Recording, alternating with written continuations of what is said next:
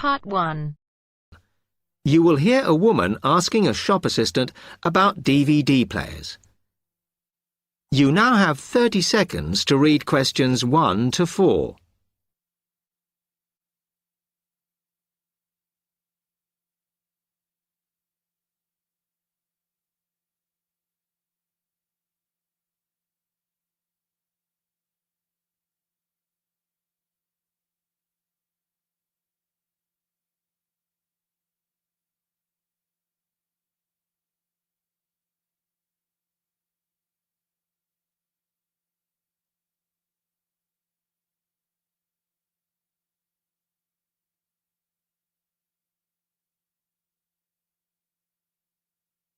Hello, I'm interested in buying a DVD player. Can you help me, as I don't know very much about them? Of course. We sell quite a range. Actually, we're doing a customer survey at the moment, so I wonder if I could fill in this form about you, and that will actually help me to advise you on the best DVD player for you. Oh, okay. First of all, your occupation. Student. Okay. Then, have you already got a DVD player? No, I've never had one before. Uh-huh. And how much do you think you want to spend on a player? I'm not sure, really, but I have got a budget. My friend said I should allow about £100, but I can't afford over £85, so that's what I'm working on. Mm-hmm. And do you watch DVDs very often? Depends what you mean by often. I don't know what the norm is. Is it about 2 a week? I suppose I watch 3 a month. That's enough for me. Yes. What sort of films do you like watching then? Action movies? Not really. Oh. My boyfriend always insists we watch science fiction movies, but I prefer thrillers. Something to get your teeth into.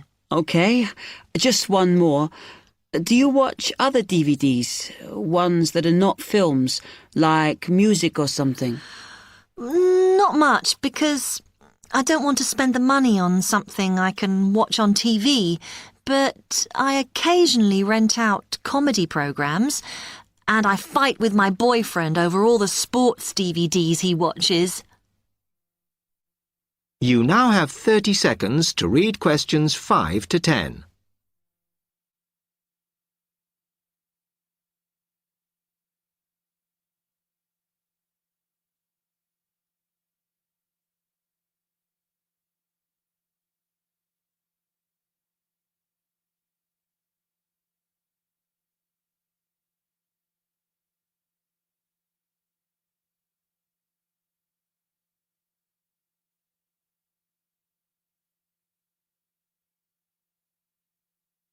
Okay, let me explain a bit to you about the DVD players that are in your price range. First, there's the DB30, which has only got basic features, but it is a bargain at £69. Now, all the DVDs come with an after-sales service that starts when the guarantee runs out. As it's so cheap, the DB30 comes with a limited after-sales service, as it only includes parts. You would have to pay for most of the repair. Seems okay. Then, a slight grade up from that is the XL643. This comes with an additional feature in that it has an extra button allowing you to record. That's quite useful. Oh, yes. That would mean spending less on DVDs to watch. Yes, so you'd make the extra money back on it that it costs. Let me see how much it is. Yes, that one's actually reduced at the moment from £79 to £71.99. Oh. I think it's worth the extra myself. And is that the same level of after-sales service as the other one? Well, you get a bit more for your money because what we're offering is a discount on labour. So you don't pay the full price if you have to call an engineer out. I see. Then the last one is this Tri-X 24. It's a very good player, And you can use it to listen to your CDs as well as watch DVDs. It looks nice, but I bet it's expensive. No, it's not top of the range. Let's see. Yes, it's £94. But what you have to remember is that includes insurance, so you don't have to pay extra for that. And it comes with a guarantee that's valid for 3 years, as opposed to the usual one. What do you think? Maybe.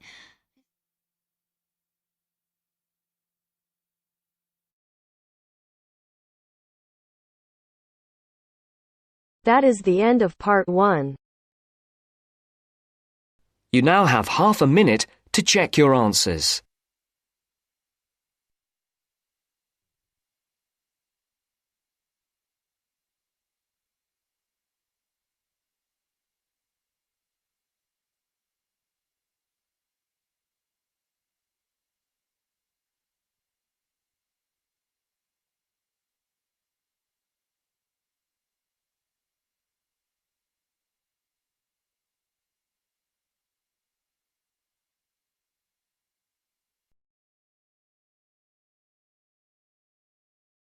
Now turns to part 2.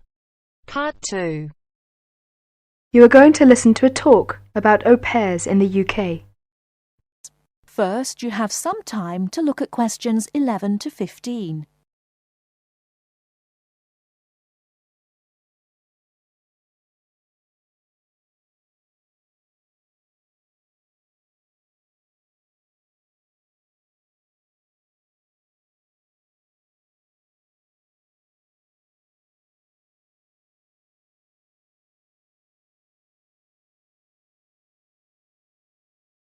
Now, listen carefully and answer questions 11 to 15.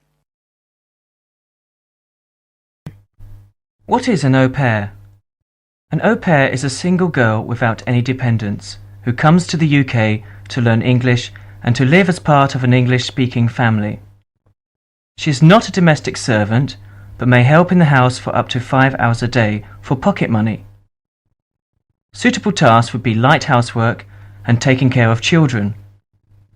She should have 1 day each week completely free, and she should be free to attend language classes and religious services if she wishes. Pocket money should be between £15 and £20 per week, and she should have her own room. Before she arrives, she should have as much information as possible about the home she is going to and what she will be expected to do. She will find it helpful to have a letter from her hostess explaining the arrangements to show the immigration officer when she arrives.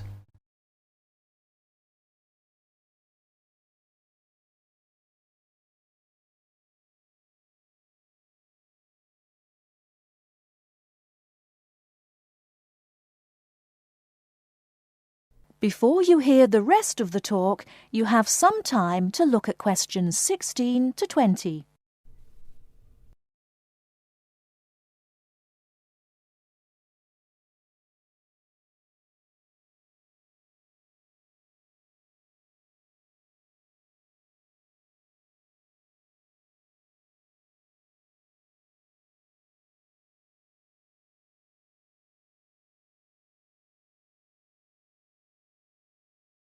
Now listen and answer questions 16 to 20. An au pair must be a single girl aged at least 17 and no older than 27 when she first becomes an au pair. She must be a national of a Western European country which includes Malta, Cyprus and Turkey. The longest a girl may stay in the UK as an au pair is 2 years. A girl who has been in the UK before as an au pair will be allowed to come to the UK again as an au pair only if the total period is not more than 2 years. An au pair is not allowed to take a job in this country. The light household duties which are part of the au pair arrangement are not regarded as employment. An au pair who is a national of a country which is not in the Commonwealth or European Community EC, and who is admitted for longer than 6 months will normally have to register with the police. This will be shown in her passport. She must take her passport and 2 passport-size photographs to a police station. She will have to pay a fee, about £25. If an au pair wishes to stay longer than the time stamped in her passport, she may apply either by post to Luna House, Croydon, or in person at one of the public inquiry offices. If she applies by post, it is a good idea to send any valuable documents by recorded delivery post. She should apply before the time limit on her permitted stay runs out. She must show that the arrangements are still those of an au pair. She may change host families during her time in the UK, providing that the new arrangements are also those of an au pair. That is the end of part 2. You now have half a minute to check your answers.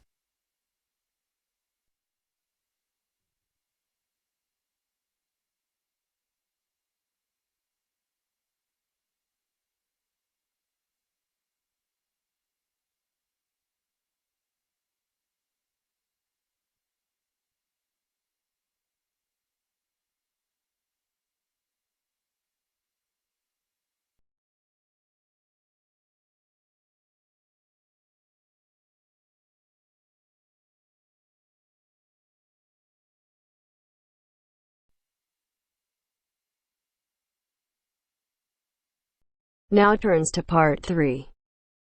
Part 3. You are going to hear Dr. Joanne Robinson, the course director of a language learning centre, answering questions from reporters from the student newspaper. First, look at questions 21 to 26.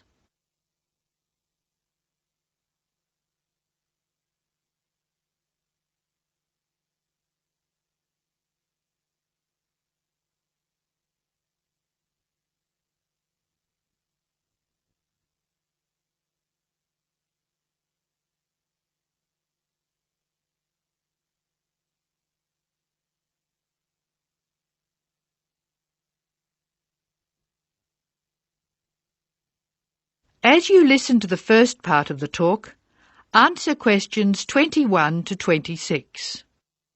Write no more than 3 words or numbers for each answer. Welcome to the Language Learning Center. I'm Joanne Robinson. You must be the reporters from the Examiner. Please come in and sit down. Hello, Dr. Robinson. Yes, we're from the Examiner. I'm Cheryl Perkins and this is Don Klim. May I start with a question? Did this college really start with Brazilian students? It did. The Language Learning Center was founded in 1985 to look after a group of students from Brazil who wanted to study here. Those 20 students soon grew to 60, and as you can imagine, we had severe accommodation problems. Somebody said you were in the old amenities block, right near the engineering school. They have a good memory. Yes, we were there because the university hadn't believed we would expand so quickly. The problem wasn't solved until we moved into these new premises in Bancroft House in 1987. When did you start taking students from other countries? About 1990. We now have students from 13 different countries enrolled, and we expect a large group from Turkey next month.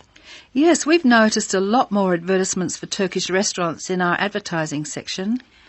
Well, 40% of our students come from Turkey, by far the largest single national group. And I believe there's been an influx to the rest of the university.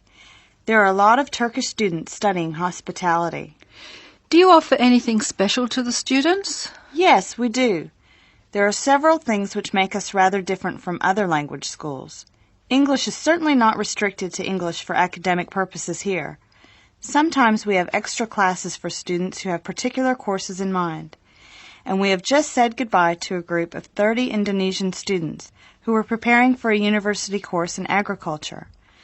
They came to us for English for farming, and they were with us for a long time. We miss them. How long do students usually stay at the Language Learning Center? It varies, so I'll talk about the average. Most of our courses last for 5 weeks, but to make any real progress, a student needs to be here for at least 3 terms. That's 15 weeks. The students do better if they have a little time to settle in at the beginning of the course, and we offer an orientation course that lasts a week. Most students take it. It helps them to settle down, and it gives us plenty of time to test them and place them at the right level.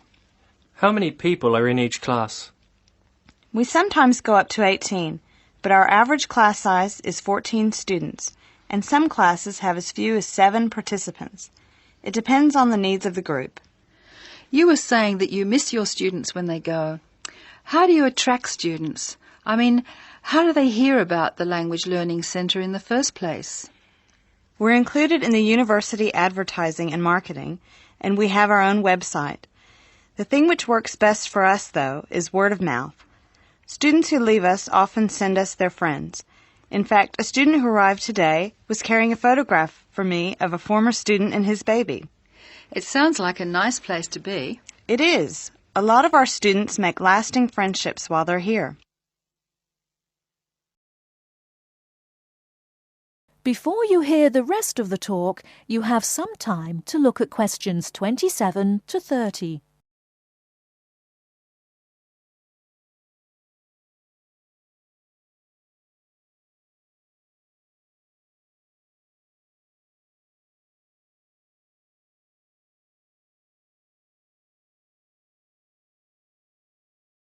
Now listen and answer questions 27 to 30. Making friends with other students sounds special enough. I'd like to emphasise that in the student newspaper. We do try to get our students to be part of the wider university. How do you do that? Do you encourage them to join the sports centre, for instance? Indeed we do. The sports centre is always looking for active participants, particularly in soccer. Oh, and something else. You might like to mention that we don't teach just English here. I mean, we're a language center, not an English language center. You may learn Spanish, Mandarin, and Russian here, and we can sometimes offer other languages. This means we can have some students who are native speakers of those languages as conversation partners for English-speaking students. Who can do these courses? At this stage, any native speaker of English. What about the people who are learning English? Can they do a non-English language course? At this time, only if they've almost finished their English language course. You see, we try very hard to involve students who are native speakers of English as conversation leaders, and we encourage our students to join groups on the campus. For instance, if they enjoy music, there is an active jazz group available to everyone, and that's a lot of fun. On the other hand, elementary students can't go to the drama group. Their English just isn't ready for that sort of activity. But the university choir welcomes all the singers it can find. They often do large productions that need a lot of voices. I imagine the special conversation groups are open to all your students. I wish they were. I'm sorry to say they're a special service we provide for elementary students only. Is there anything else I can tell you? I'd be really pleased if you could write about the courses we offer in foreign languages. I think our readers will be very interested in that. Thank you for your time, Dr. Robinson. Yes, thank you very much. Goodbye. Thank you for giving me the opportunity to talk about the center. It's always good to let the rest of the students at the university know what goes on in our classrooms and outside them. After all, many of our students leave us and then study for degrees in various disciplines on this campus. That is the end of part 3. To check your answers.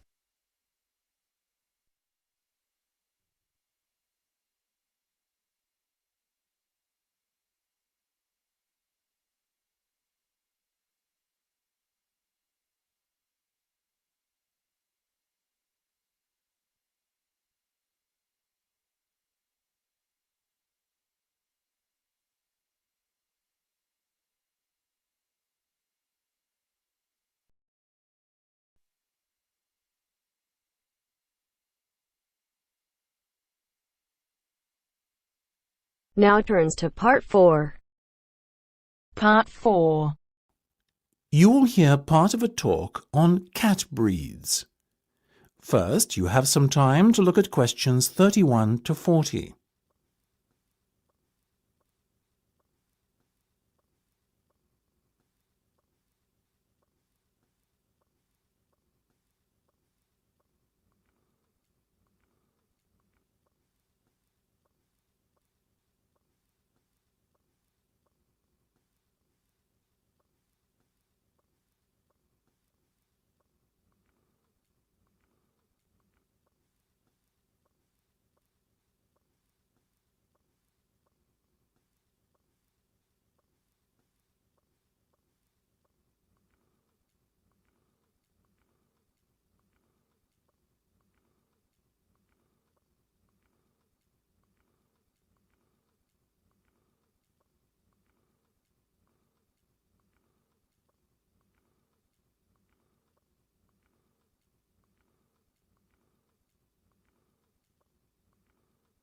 Now listen carefully and answer questions 31 to 40.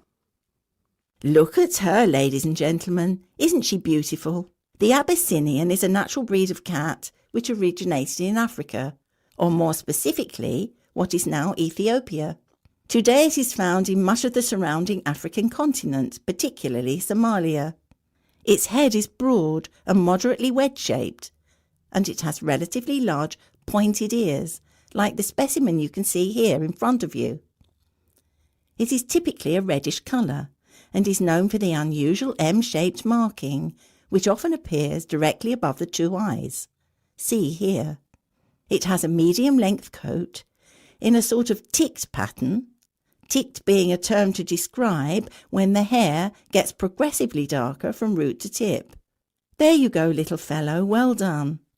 Now this gentleman, he is a male, I can assure you, is the Aegean.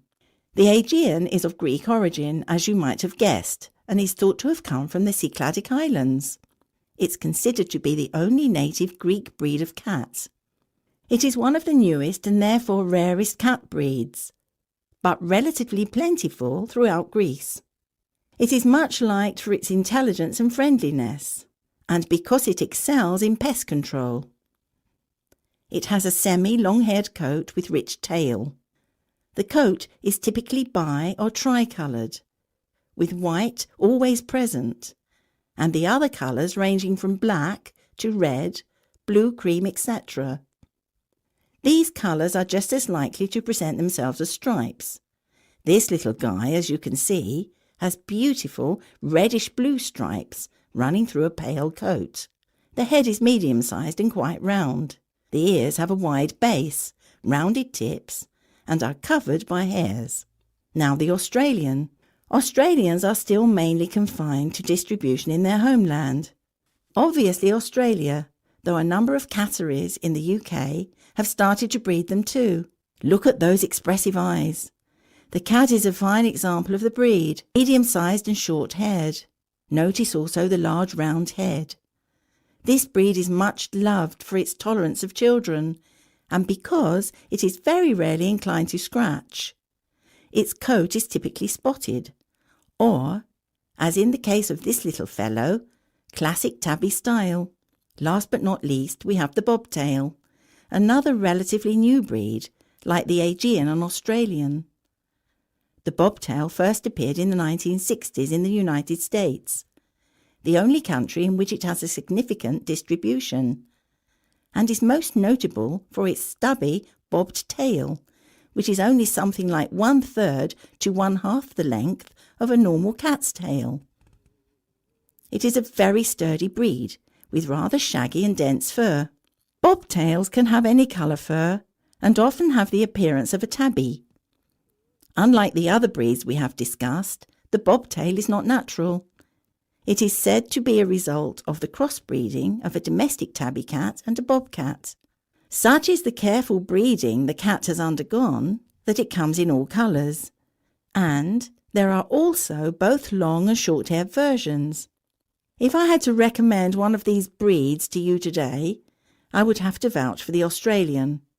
After all, as all of us here are parents, we must surely agree that our children are our first consideration when it comes to purchasing a pet. What effect the animal will have on them, how will it react, etc. These are questions we all ask ourselves, and they are even more important when the child is very young. The Australian is simply unrivalled in the temperament department and is extremely unlikely to lose its composure and take a swipe at your child.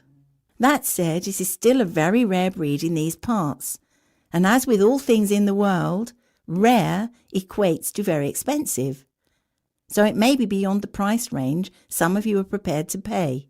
Surprisingly perhaps, though the bobtail is part lynx or bobcat, as they say in the States, it doesn't appear to have inherited any of the wildcat's aggressiveness, and therefore it makes an excellent second best as a pet you can allow to be around children.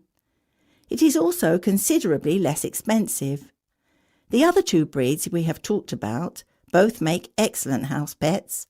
However, hand on heart, I could not endorse either as a pet to have around young children.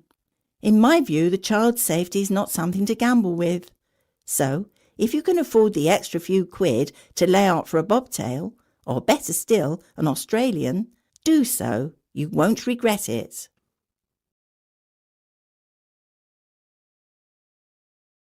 That is the end of part 4.